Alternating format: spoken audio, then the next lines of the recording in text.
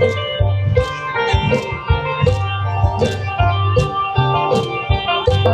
็นลาวทีวีแคนาดานี่เป็นอยู่ Facebook อยู่ YouTube อยู่ Instagram ใช่ไหมติดตามเนาะลาวทีวีแคนาดาโดยเดี๋ยว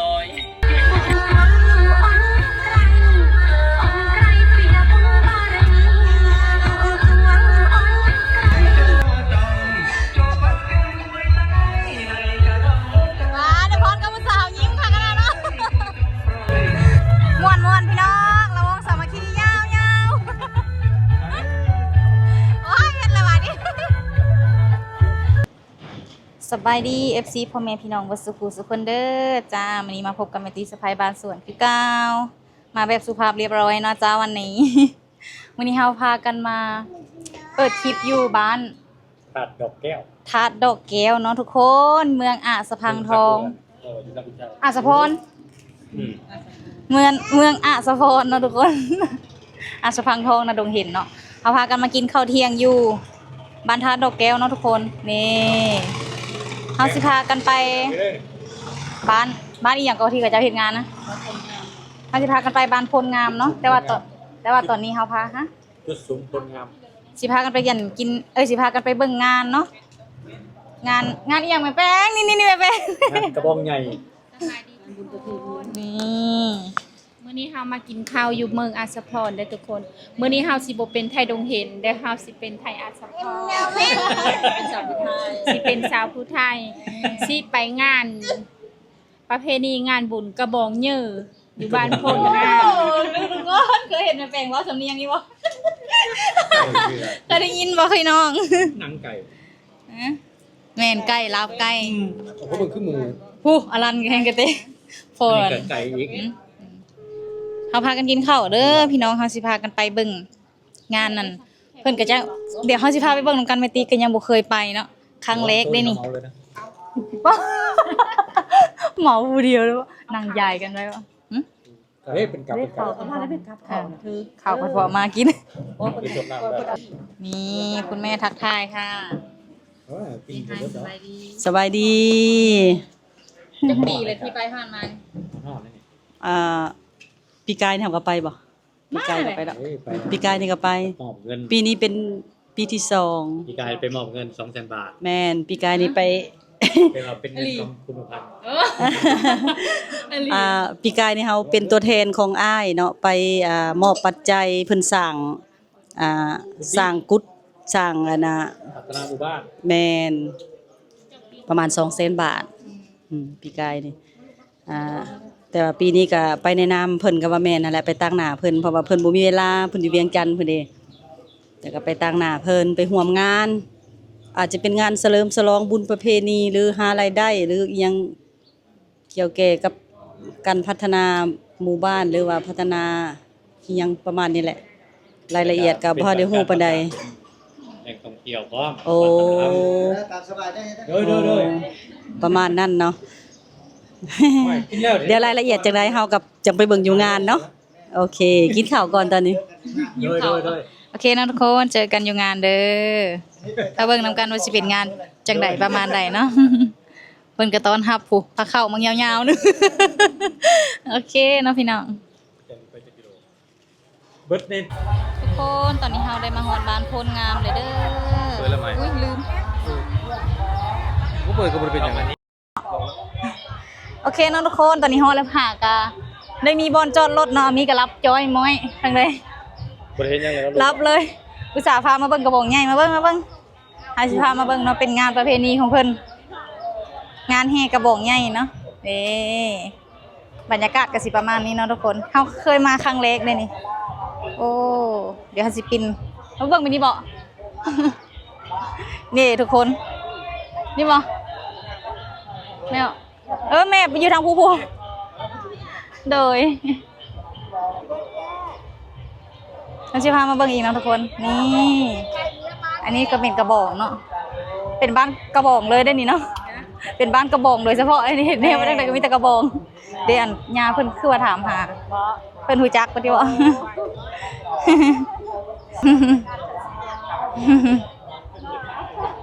นี่บรรยากาศเนาะไปหลอกบ่ถ่ายไปตาก่อนเนาะ พุทธนินาทางสังคมหมดเลย บ่ นาทาง อารานว่าคนแถวนี้นาทางสังคม ต้องใช้เสื้อสายฝรั่งเอาลีเลย เนาะมันหักแดดแต่ได้แหละเหนียวแพรนี่ปกหัวไว้ เอาลูกมาก็สิประมาณนี้นอนอาปะอีปะเขาใช่แม่พาเลาะเนาะพอเขาบ่เคยมาเด้เอาไปรอคอยรอมันบอกแล้วสิหากันเนาะเฮงบ่เคยมาอยู่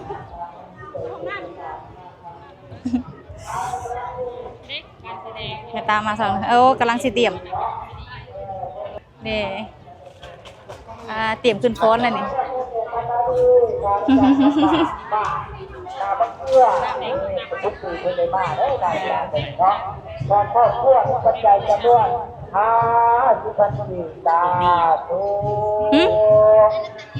มีน้ำตกอีกบ่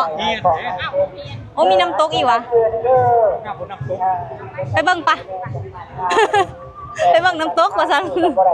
บ่เคยเห็นนะอุ้ยเนาะมีรถซิงอีกด้วยนี่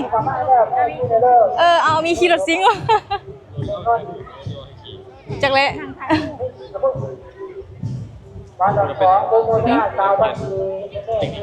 หรือว่าค่อยควรปิดไมค์บ่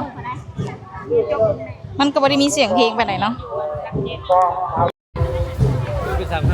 ทุกคนทำสิปิดไมค์เนาะเขาสิบอกดังๆเนาะพอเสียงมันบ่มีเสียงเพลงคือบ่มีอย่างติดแล้วก็ซิดดอกแต่มันก็สิยั่วยี่นะเฮ้ยเสียงเป็นคนไหน ก็เข้าห้องน้ำเลย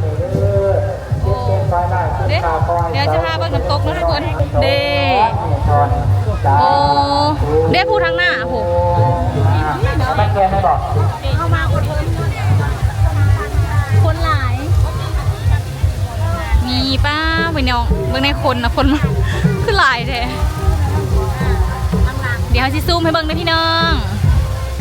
โอ้ฮะน้ำตกควายเมา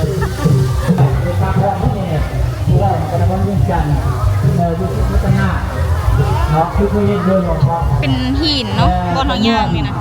เป็นตายาล้มต้องคอยย่างเอา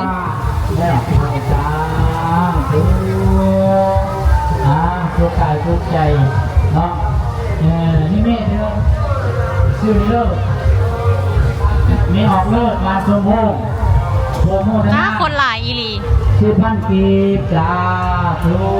แล้วก็ที่ตาจำด้วยนี่ชื่อเลิกนี่รวยเลยเนาะรวยที่จำได้ชื่อพันกีบจ้า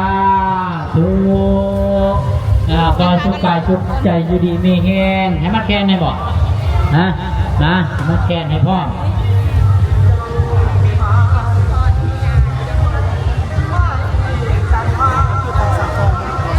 เตรียมพร้อมเลยนี่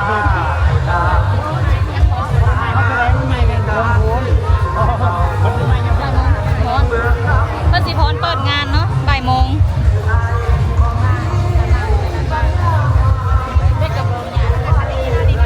เข้าได้ปะนี่เข้าได้ปะตอนนี้คนเข้าไปแล้วจะเข้าไปได้คิวหายไปแล้วเวลาพอ12 นาที13 นาทีข่าวส่งมามาผู้สาวแอนกันเต็มเป็นแป้งมาหาคู่คนเลยหาไปนั่งผู้สาวมาเด้อนั่งลงกันเลยผักอะไรไปเลยเขาสิพาเบิ่งแต่ละพื้นที่เนาะนี่ประมาณเราเกี่ยวกับสถานที่เนาะ ขึ้นเลยอ่ะมีงานเพิ่นบ่ทันได้เปิดเด้อพี่น้องไปไซไม้แล้วได้นี่ปะ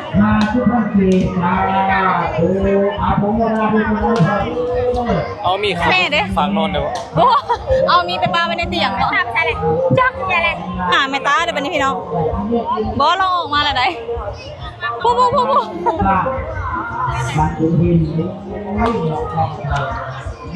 อุ้ยอยู่พุ่นนักหลายๆนึงมึงค่ะบ่อนนั้นงานแสดงเนาะอันนี้ก็กระบอก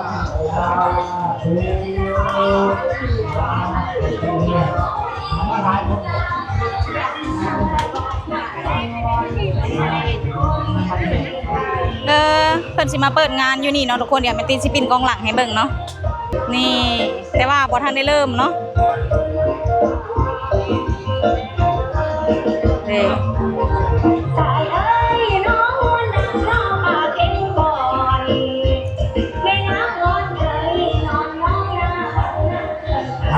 โมทนาบุญกุศลนักนักยกพระยกพระเป็นนักยกที่ช่วยไม่ไกลอายะเยอะเจริญพรด้วยที่มาจากที่มาที่ไหนทางเสียงมาด้วยเพื่อเป็นงานที่จัดงานของวันใหญ่นี่เขาสิพามาเบิ่งศิลปะเนาะลองด้วยแบง ลองด้วยแบงสาวผู้ไทยสิตำฮูกให้เบิ่ง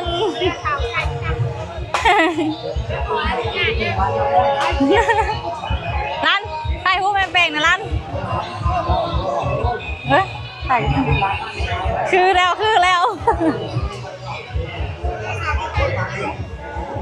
มาเบิ่งแม่แป้งสิตั้งรูปให้เบิ่งเนาะเป็นผ้าสโลงเนาะอันชีดำหูอันเฮ็ดเครื่องซูมาเฮือยาเด้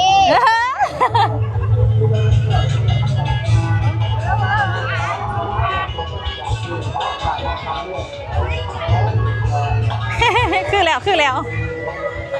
นี่ใช่ของแท้จำเป็นก็ไปสอนได้ใช่ไหม เพิ่นมายืนเบิ่งเนาะแล้วก็ใส่สีขาวมาดิสีขาวนั่นใส่ไปเลยสีขาวเลยสีขาว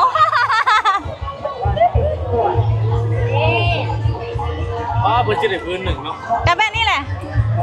ตอนนั้นเขาไปขายจะไปต่อราคาไอ้เดี๋ยวอันนี้ตื่นแล้ว ผมเคยต่อราคาเลยก่อนนะผมก็ซื้อเอาเลยบัดนี้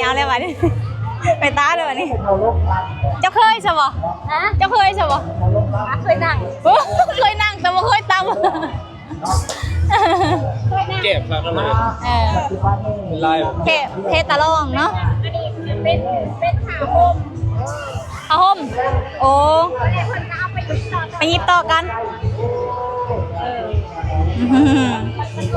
มี2อันนะทุกคนอันนี้แล้วก็ตัวนี้พวกแม่แป้งเราตำ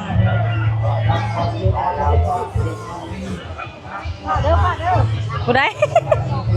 ม่นเข้าไปเลยกันมีพวกเขาไปยังหญ้ามีนี่เนาะเป็นอยู่บ่เลย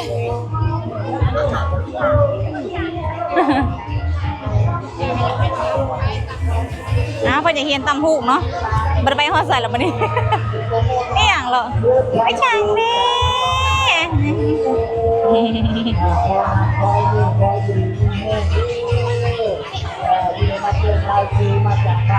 คนหลายพี่น้องหลายแฮงอีหลีเขาเลาะยังบ่ได้ทั่วเด้นี่ยังมีฝากนั่นอีกแต่รู้สึกว่ามันแดดแฮงก็เลยแบบจึงไปในบนอยู่แต่บนห่มๆเนาะ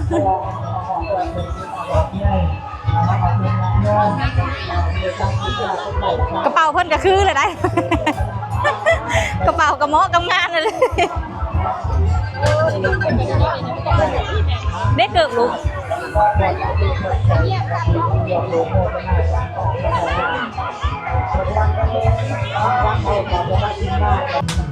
มาเบิ่งแม่ตาตำหูทุกคนจะรอดไหมเนาะอากู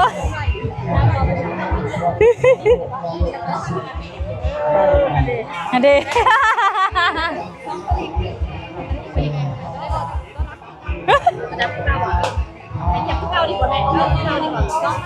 ได้ไป ไม่มีแล้วซื้อเลยเอาเงินพอกีตาร์เห็น บ่ได้ท่าประจำแทงตาเลยอยู่ดอก เอาทบก่อนอย่างเงี้ยเอาทบก่อนอย่างเงี้ยทบเขาก่อนอย่างเงี้ย โอ้โอ้ ได้เลย คักนะ มีราย โอ้ การ นั่นสิพาไปเบิ่งอีกบอนหนึงเนาะ แสดง หลายบอนแฮงสิรอให้มันทั่วซะมื้อนี้ แต่ว่าก็แดดกระดอกกระเดีย 19 โมง สาวผู้ไทยหน้าดำอีดอกวันนี้ จะมีการยางแบบ เอ้ เราครบทุกเข้าต่างๆ สบายดี เข้า เอาพออยู่นี่ เข้าเป็น โอ้มานั่งลีอยู่นี่ผู้เดียว เขาได้ดีนะ จะมีรุ่นอาวุโส คักเนาะ รุ่นจักรครับรุ่นอาวุโส มีแต่หุ่นงามๆผม รุ่นชอบลง ปลาเพิ่นเตรียมขึ้นฟ้อนได้นี่ นอกจากนั้นจะมี อุ๊ย บรรดานักเดินแบบอุปสรรคที่เดินจังมาจากนครหลวงจันทร์จากสมาคมเผ่าบุรุษ งามปลาล่ำปลาเหลือจ้า จากไทยแล้วก็ปลอบสุดดอกจันทร์ เฮ้ยอามีได้บ่นั่งแล้ว ของวันนี้ดังนั้นจะมีการแสดงศิลปะ เย็นค่ะอีหลี สำหรับการแสดงศิลปะวันดนตรีนี้หรือว่าสลับกับการยามหรือว่าแบบเนาะฉะนั้นข่าวประธานพ่อแม่พี่น้องเขาที่เดิน เป็นอะไรแล้ว กิจกรรมในงาน ช่างหน้า ใหญ่ที่นี้ขอให้ เฮ้ย สับสน เฮ้ย เวลา เห็นหน้าเอ้ยนางกระเตอะทุกคน ซื้อเอาไปยังเฮ้ย ท่านประธานเขาได้ถ่ายรูปกับผู้สาวพุ่นนะเฮ็ดเกมเปลยอยู่ไผกะ สองครับ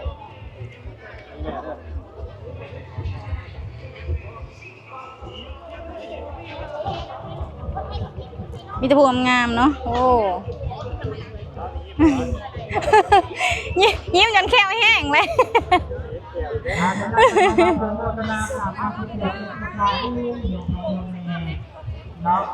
อันนี้ก็นี่ โอ้มีแต่ผู้สวยๆอ่ะ หลักถ่ายผู้สาวให้ทุกคนเบิ่งกันเด้อนี่งามเด้อ หลักถ่ายผู้สาวอ่ะฮะมากระปูย่าบ่ได้มานี่ตอนนี้ท่านประธานเพิ่นจ้ะเป็นอะไร ปล่อยสัญญาณเลย สมทบทุนบ่ ประกอบส่ว ป น ระกอบส่วนนี่เพิ่นก็ได้จดไว้เนาะโอนบ่สแกน ประกอบเสร็จเป็นโอนสแกน ทันสมัยมากเลย ก็สบาย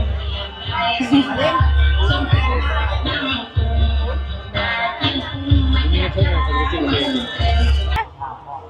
อามิลงพื้นเลยเนมเอื้ออยู่ เนะเนะ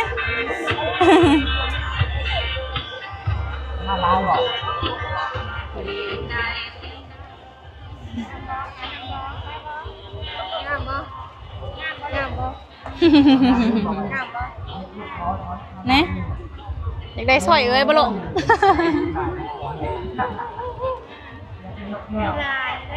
ให้เดี๋ยวเจ้าน้ำพรบ่รู้ว่าแบบ ขึ้นไปล ล ำเปิดงาน ำโอ้เปิดงาน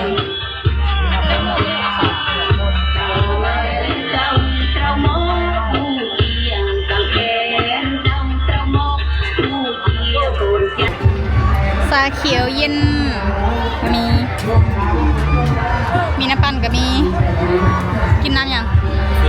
กาแฟเลย ชิมหนึ่ง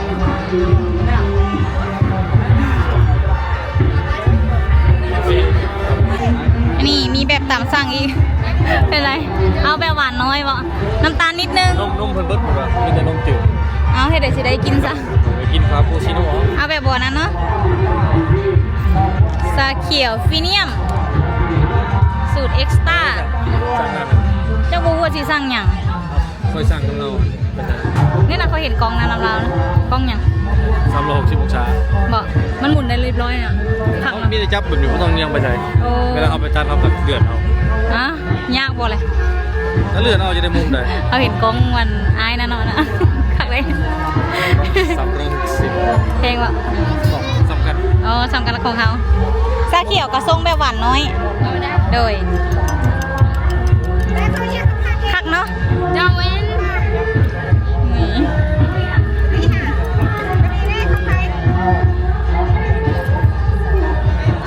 นี่กาแฟส้มแบบสดๆเลยเนาะผู้สาวกาแฟบรูราทาน เฟบลู ผู้สาวขายกาแฟกับสุดเพิ่นสมาเลิศแต่เฮ้ยชื่ออะไรผู้สาว สติ๊ก ติ๊กโอ้สาวตุ๊กติ๊กเนาะ ของค่อยวะนี่โอ้ยได้แล้วน่ารักมากเลยอ่ะเจาะให้แน่ เจาะไม่ได้ เดี๋ยวไปซื้อมา เด้อขอบใจเขาสิมาซิมเบิ่งเนาะทุกคนซาเขียวซอติ๊ก เพราะว่าเราเป็นคนอยู่บ้านนี่แหละแต่ว่าบ้านในอีกแล้วเพิ่นเข้ามาขายอยู่ ใช่เป็นไทย เพิ่นเคยเฮ็ดอยู่ไทยเนาะแบบความหมายแบบว่าตื้มได้บ่ฮะตื้มแบบตื้มมันเหรอนะจ้า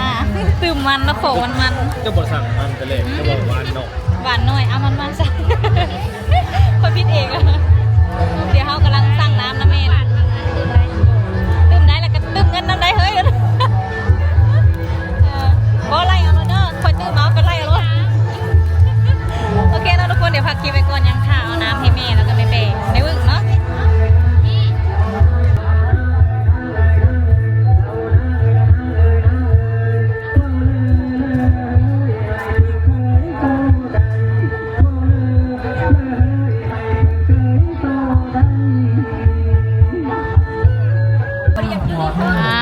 น้องๆท่าขึ้นฟ้อนมานี่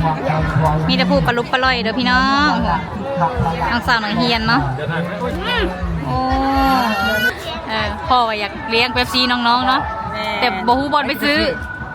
บ่กล้าไปบ่ ยังบ่ทันได้แสดงง่ายได้ลูกยัง พ่ออยากเอาน้ำเป๊ปซี่ให้กินเนาะแต่ว่าให้เพิ่นไปซื้อเองเอาเงินให้ เอาเงินให้ผู้หนึ่งไปเลย อ๋อ100,000โหซื้อจอกพร้อมเด้อ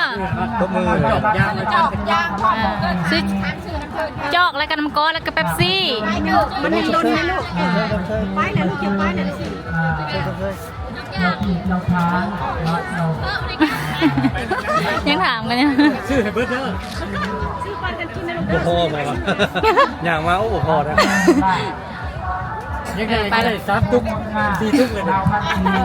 ซื้อยังก็ได้ลูกอยากซื้อยังก็ได้ ไปเบิร์ดเอาน้องๆท่าขึ้นนั่นโฟนเนาะแต่ว่ายังเวลามันยังโดนอยู่ เดียวกันบ่ลูกมานำกันบ่หามันเนาะ ทีมงานเดียวกันไปเลยนี่บุพอกินว่า เก่งใจนะน้องเก่งๆนะ ลืมทำไปสุดเขา เห็ดไปเลยนี่ไง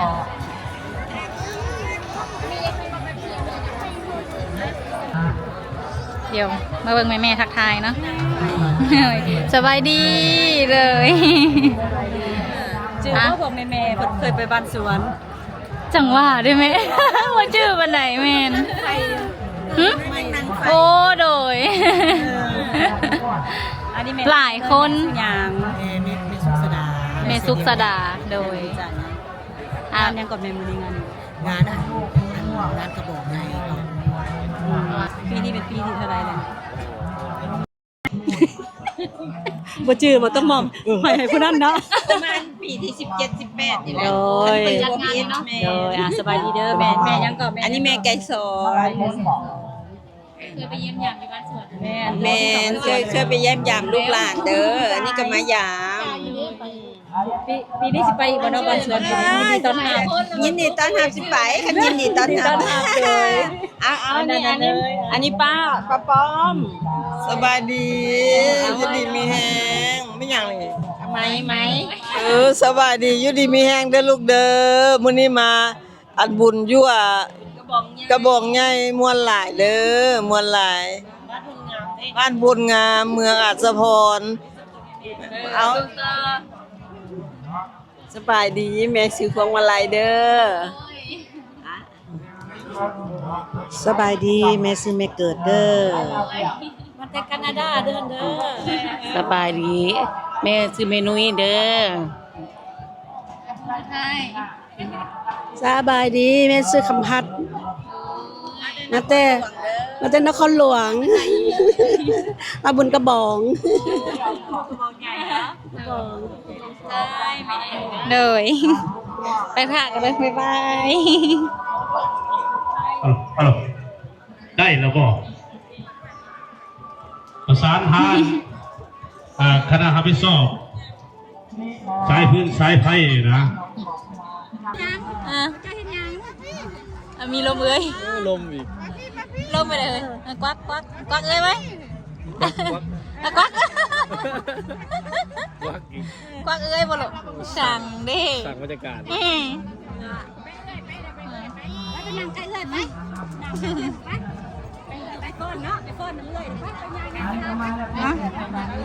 แนม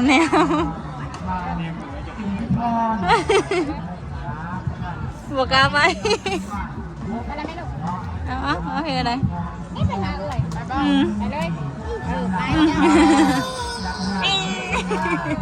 ม่ช่างอ่ะ เป็นแพร หากิโล เจ้าเขาคอยไปหาเลยไปส่งเราแพร สักนิด เพิ่นได้แห่กระบอกนะเนาะทุกคน ว่า ก็รู้สึกว่าไก่แห่กันเลย ส่วนวัฒนธรรมเนาะ พิธีแห่ของเพิ่นเนาะ ส่วนกระบอกวิธีย่อยคนบ้านนี้ทางของการเนาะ นี่ นนเงินนนทำเนาะมูจาเนกระบอกเรื่องการเพื่อเพลงสว่างสุขหลานได้เรียนเล่ามองเป็นสว่างอย่างเป็นจริงอันนี้ก็มาให้แบบเรียกสตาร์นี้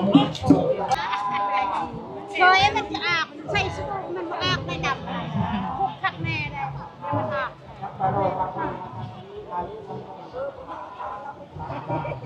เอากระตามยังไงกระตามบันทวนจุกละยังเป็นเสียใจอยู่ในสิบโปรเจอร์นี่สบายดีปัญญาเร่เกือนออกปัญญาเร่ คนหลายแห่เอ้ยก็ถ่าย YouTube ช่องหยัง ทิปซาวลาว โอ้ ส่ง ทิป จะได้ แมตตี้สบายบ้านสวน แมตตี้สบายบันส่วน แมตตี้สบายบ้านสวน โอ้แมตตี้สบายบันส่วน เอ้ยเพิ่นก็ถ่ายอันซัน YouTube เนาะคลิปสาวลาว คลิปสาว ภาษาไทยบ่ แมน โอเคน้องก็มาเจอกันพากันมาทางเล็ก แมนมาเจอกันอยู่นี่ เลยคนหลายแฮงเลย ทองกระบอกดีโลกแก่ขับดินตันลงปาโดบนอากาศตลกดังมีลมตุ้มตามทั้งมีมือในปินนา สบายดีโดยพ่อเพิ่นมาแต่แคนาดาเพิ่นก็ถ่ายอัน YouTube เนาะ เช้า เลย เป็นลาวทีวีแคนาดา นี่ เป็นอยู่ Facebook อยู่ YouTube อยู่ Instagram ใช่ครับติดตามเนาะลาวทีวีแคนาดา โดยเดี๋ยวถ่ายนี้แล้วแหละสิไปคนเบิ่ง เอา มานี่บ่มีสัญญาณเลย แม่น โดย เพิ่นมาแต่แคนาดาแล้วดีใจที่ได้พบกันเนาะโดยยินดีที่ได้รู้จั ตาก มเนาะ โดย ซื้อหยังก็ซื้อกันนะช่อง YouTube แมตตี้สะพายบ้านสวน แบบที่สบาย โดย ขอบใจ โดยขอบใจ พอเพิ่นก็มาถ่ายคลิปเนาะเอ้ยเฮายังถ่ายอยู่ตอนนี้พิธีเพิ่นบ่ทันได้เริ่มเนาะแต่ว่าเตรียมแล้วเด้เตรียมสิขึ้นพิธีแล้ว ที่ด้านหลัง นี่แม่นพิธีมอบใบยังยืนเนาะ แขกตบมือน้องกัน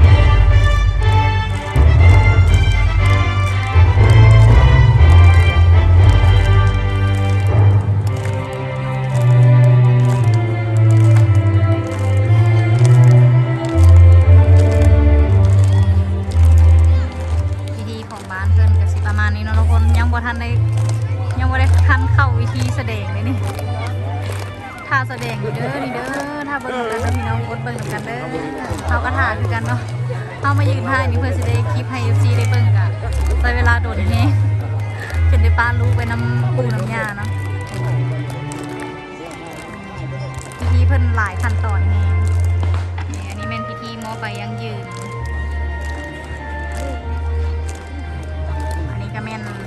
าวที่จะไปแล้วก็ท่าแสดงเนาะเป็นจะจูบเอียงตะมองอยู่นี่เนาะเราก็ยังรู้พอเคยมาครั้งแรกถ้าเบิ่งนำกันเด้อพี่น้องเด้อถ้าคนท่าเบิ่งกันหลายแฮงนั่งอยู่พื้นบ่ยืนบ่หลายอ้อมฮอบเลยเนาะอ้อมฮอบตัวแม่ตีนี่มีแต่คน เต็มมาเลย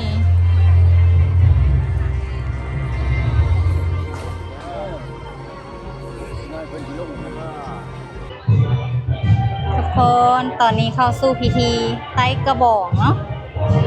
เป็นนี่พิธีไต้ตะบองจ้า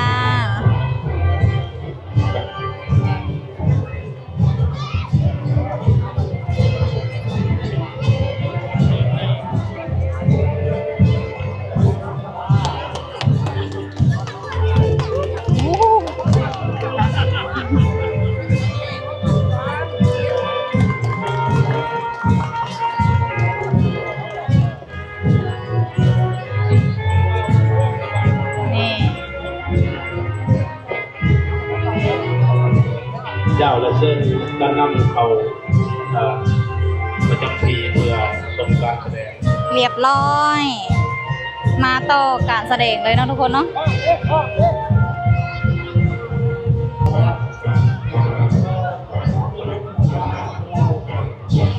น้องๆกระท่าขนาดผม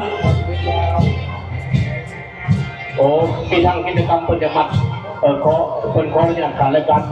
มัดแพร่ให้กันนำโดย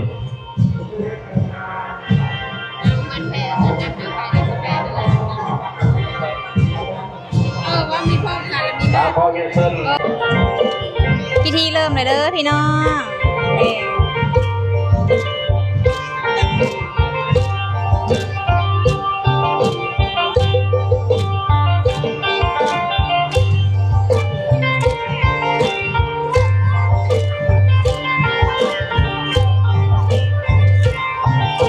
อันนี้เป็นพิธีของเพิ่นเนาะโอเค โอ้โหโอ้โหโอ้โหกันเงาเด็กที่เราเลือกคนแค่บอลนี่จะรอดภาพไปจน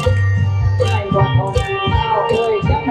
ำด่าพวกนั้นกับเพื่อนตาคุณก็บอกอย่าด่าคนให้ดังทำแต่กับหม้อบ้าพันตะควายคุณก็บอกก็ใส่ไปให้ตายคุณก็บอกอย่าคุณก็บอกอย่าก็ร้องเลยอย่าเชื่อเราดังแต่เอาแย่ย้ายด้วยไอ้พวกป่วยที่กล้าบ้าก็บอกเฮ้ยใจแค่นี้สาวเพียใจก็อย่าเล่นตัวนี้ก็บอกอย่าต่างคนให้ดังตั้งแต่กระหม่อบ้าพันตะกวาคู่ก็บอกก็ใส่ไปให้ตาคุณก็บอกอย่าคุณก็บอกอย่าก็ร้องเลยอย่าเชื่อเราตั้งแต่ออกเอาแย่ย้ายด้วยให้ด้วยเย็นกล้าบ้าก็บอกอะไรเคยใจใจลิ้นสาวเพียใจใจใหญ่ช่วยดีไม่จะเป็นจนต่อคู่ก็มาเบิ้ลมาคุณก็บอกอย่าคุณก็บอกอย่าเจ้าเจ้ยแย่ชื่อเดินจบบอกอีกแต่ยังหาเรื่อง มาต่อพิธีแห่กระบอกอีกเนาะทุกคนนี่พิธีต่อไปเนาะทุกคนไปเลยยังเลยถ้าเบิ่งรวมกันเลยแล้วพี่น้องเด้อนี่มีหลายวิธีเนาะ ไปเขาเรียกเกินประดาทานทับชมการแสดงในรายการที่สองมันเป็นบทกลอนขบวนของงาน มาแล้วบทฟอนมาแล้ว นวกตาแต่ตาตากระดิ่งจางดวงตัวมองยิ่งเยอะกับเบิ้ลที่ขึ้น บ่เคยได้เห็นก็ได้เห็นซะเนาะ ครั้งแรกในชีวิตที่ได้มา นี่แม่ที่เตรียมฟอนเนาะมีแต่ผู้งามๆเปิ้นว่าเปิ้นนี่ เออเจ้าบ้านผู้บ้านที่ห้าปุ๊บได้บ้านโดนใจจะโอนร้อย เตรียมท่าเข้าฟอนเนาะนี่ เอกพูดงานจะมีผลงานเปิดจุดจอมโมไทยวีจำนวนผู้รวยงัก ต้ม ใจ คนยังแน่นคือเก่าทุกคนเอ้ยยังหลายแฮงสบายดีมีแต่ผู้งามๆนะแม่เนาะโดยเดพอแล้วชาชาเทลเด้อโอ้ยคนหลายแฮงชาเทลเด้องามๆชาเทล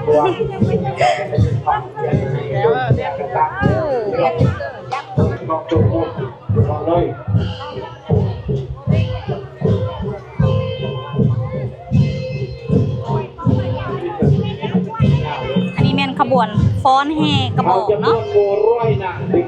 รู้เสียดีไหวอย่างใดเด้อพี่น้องเด้อ แต่ในมีกระบังกระบังน้องก็มีมีมองผ่านก่อนเดี๋ยวอะไรแต่ละนะทุกคนเป็นโยมเป็นเย็นกันจะบนโทรมีว่างแบบประชาชนไทยบนเปียกันตั้งปันนี้แหละเป็นใบเปียกันบนแขนกระบอกยกเย็นโตออนบนเย็นมีกระมีกระบอกมีโตกลางเปิดดูแบบปันตัวต้องเก่งต้องมาต้องกลางตียิ่งมีเอาในตัวความเลย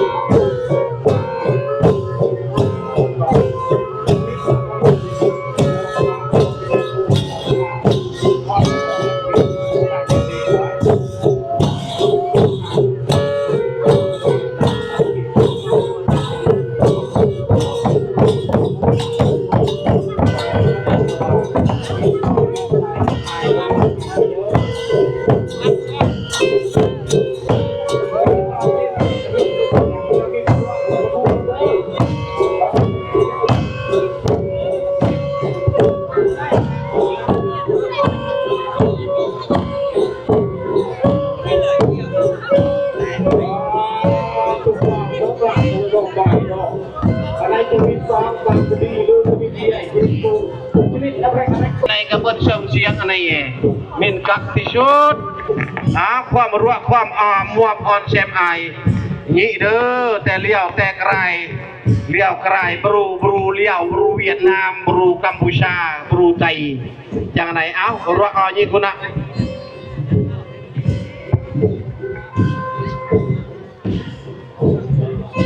เอกลักษณ์ของเมืองอาจจะพอดเป็นนางทิพย์ไก่สอนเพียชัยสารนักแสดงวัฒนธรรมและท่องเที่ยวของแขวงสวรรณเขตไทยเจอครับ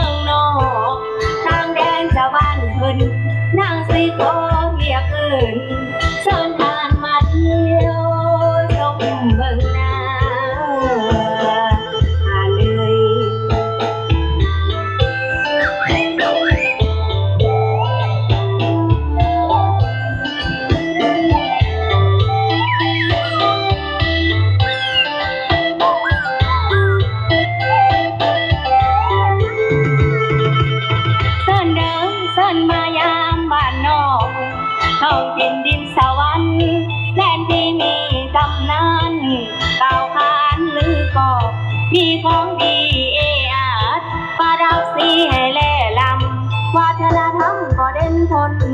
จะลือล้นไปทั่วแดนทานเลยทานเลย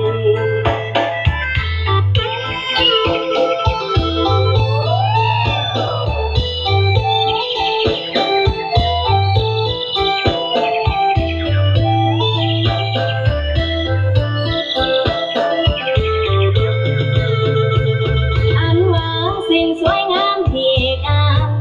มีสื่อก็คือน้ำอาสะพลเมืองงามทินลำเนาแต่เข้ากี่มีตำนานคานเว้าว่าเป็นแดนผู้สร้างแดน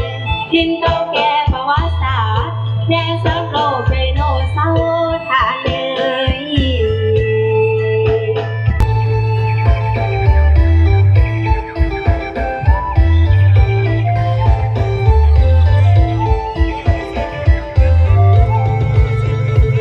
อันว่ายังหลายบ่อนเขตบ้านสถานที่สวยงามป้าจำเมืองเหลืองลือสากันแต่นั้นแล้วคือพระธาตุดอกแก้วคงเลื่อนใสให้เข้าลงวงต้นนกกล่าวไปขอพรให้มุ่งเจริญเทนาเทนา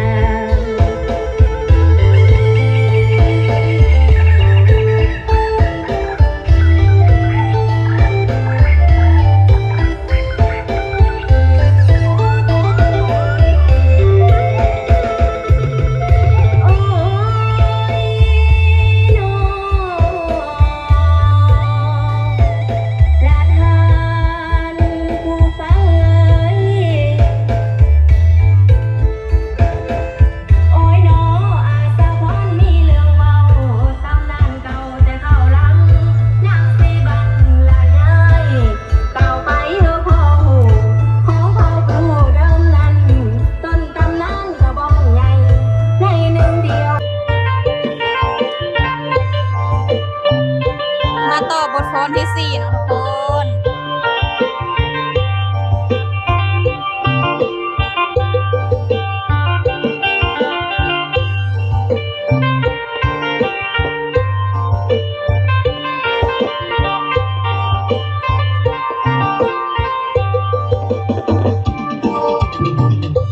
โอ้โอ้โอ้โอ้โอ้ละหม้อปันเอาเด็กขี่เราเรื่องบนกระบองนี่จะล่องเอาข้าเคยจมไม่กว่าทองเอาเคยจำนำยามเท่านั้นเอาเพี้ยให้ตาคนก็บอกอย่าตาคนให้ดังตั้งแต่กระหม้อบ้าบ้านตะควางอยู่กูก็หม้อก็ใส่ไปให้ตาคนก็บอกอย่าตาคนก็บอกอย่า ก่อนมอเนยอย่าเชื่อดอกตั้งแต่ออกเอาใจอย่าช่วยให้เงินด้วยเอกล้าบ่หอยก็บอกอะไรโดยใจเต้นดินสาวเพียใจแต่อย่าเย่เพื่อเย่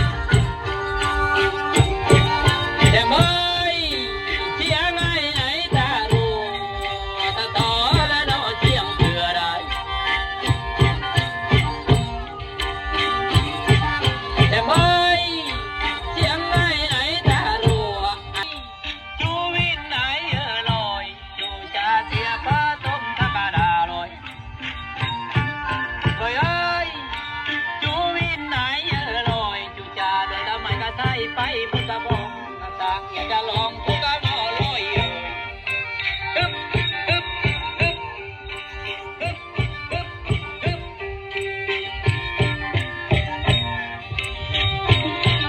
แต่เมื่อครับปีรวยไก่ไว้อ้อยเน่าปลาประจะยนต์ระบ้องต่อจะนำเรียเวียอดรองสตาง